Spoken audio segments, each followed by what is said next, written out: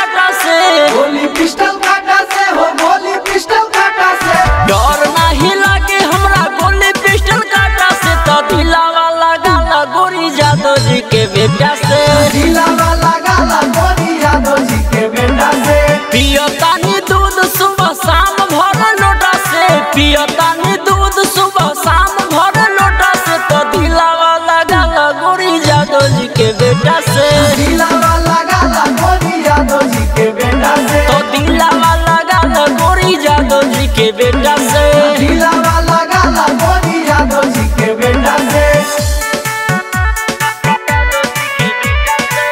Music by Kanhaiya Rathore.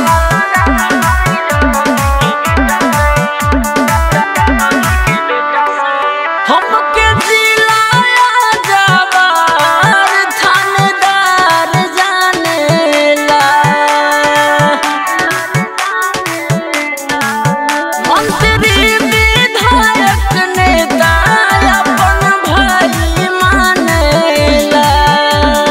ढेर कौनो बोली है तमारे लागम सोटा से ढेर कौनो बोली है तमारे लागम सोटा से दिलावा लगाला गोरी जादव जी के बेटा से दिलावा लगाला गोरी जादव जी के बेटा से गोरी दिलावा लगाला गोरी जादव जी के बेटा से दिलावा लगाला गोरी जादव जी के बेटा से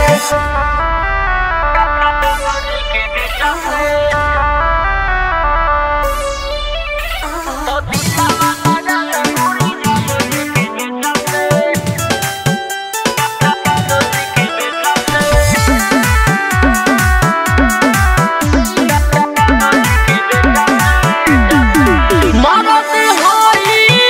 हिरान लोन हमरा पहचान काहे भाव खालुए गोरी बन जा जादव जी के जान